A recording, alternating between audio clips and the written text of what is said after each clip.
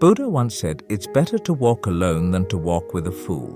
This simple but deep idea is our starting point as we dive into 10 amazing Zen stories. These stories are not just tales, they are lessons about why being by ourselves can be a great thing. Think of each story as a light that helps us see how peaceful and strong we can be when we're just with ourselves. It's not about feeling lonely, but about finding peace and discovering our true selves. Let's find out together how quiet moments by ourselves can teach us the biggest lessons. The Hermits Silence. A young monk sought the wisdom of a renowned hermit venturing deep into the mountains. Upon finding the hermit, the monk eagerly shared his troubles and sought advice. The hermit, surrounded by the serenity of untouched nature, responded not with words, but with silence. Days passed in shared quietude. In this silence, the monk found his mind settling, his heart opening to the vastness around and within him. He realized that within silence and solitude, one finds the answers that the noise of the world often drowns out. The Moonlit Path. An old Zen master walked a forest path alone each night, basking in the moon's glow. A disciple, curious about these solitary walks, asked to join. The master agreed. Yet, as they walked together, the master's steps seemed hesitant. His joy diminished. The following night, the master resumed his walk alone, and once again, his step was light, his spirit free. He later explained, "Alone, I am with the moon, the trees, and the breeze. With you, I am just with you." The unseen bloom. In a quiet garden, a Zen master showed a blooming flower to his students and asked, "Without speaking, how do you express the essence of this bloom?"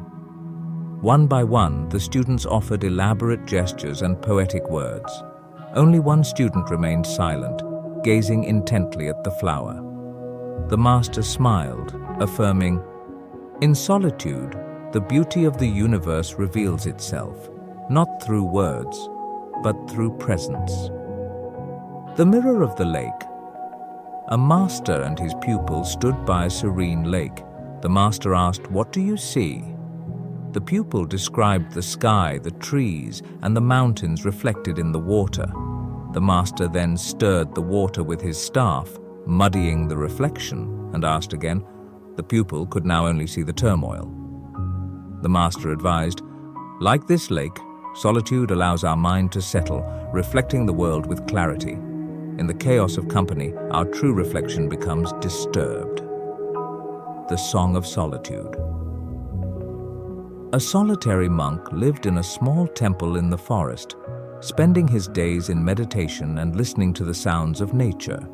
A traveler, upon visiting the monk, asked, "Do you not grow lonely in such silence?" The monk replied, "Listen."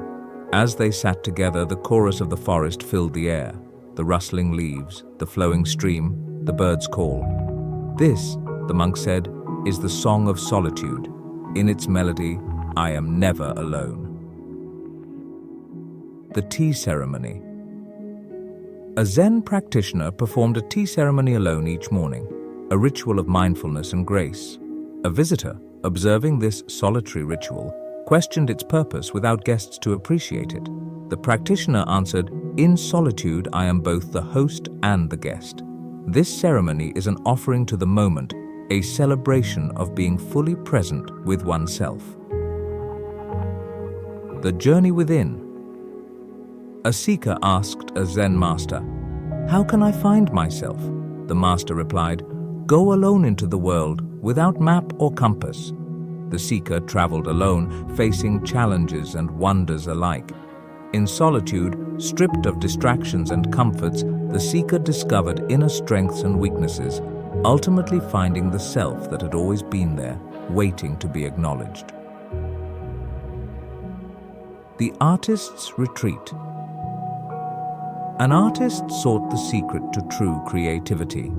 Venturing into solitude, away from the clamor of society, the artist found inspiration in the stillness. With each brushstroke, unencumbered by the judgments of others, the artist's work blossomed into expressions of pure, unadulterated essence. Solitude, became the artist's muse, revealing that true creation springs from the depths of being alone with one's thoughts and emotions. The mountains whisper. A weary soul climbed a mountain, seeking solace in solitude. At the peak, with the world below, the wind whispered through the trees. In this moment of isolation, the climber felt an overwhelming connection to all of existence, a unity that transcended loneliness. The mountain taught that solitude is not isolation, but a deeper communion with the world. The solitary bloom. In a forgotten patch of earth, a single flower bloomed, witnessed by none but the sun and the sky. A Zen master, upon discovering the flower, reflected on its solitude, seeing in its solitary bloom a profound lesson. The flower did not bloom for admiration or praise, but simply expressed its true nature, fully and freely. The master shared this lesson, teaching that in being alone, one has the opportunity to live authentically without the need for external validation. Thank you, wonderful audience, for watching the video. Your support means the world to us. If you haven't already, consider subscribing to our channel for more content like this, and don't forget to share the video with your friends and family. Together, we can spread knowledge, inspiration, and joy to even more people. Thank you again for being a part of our community.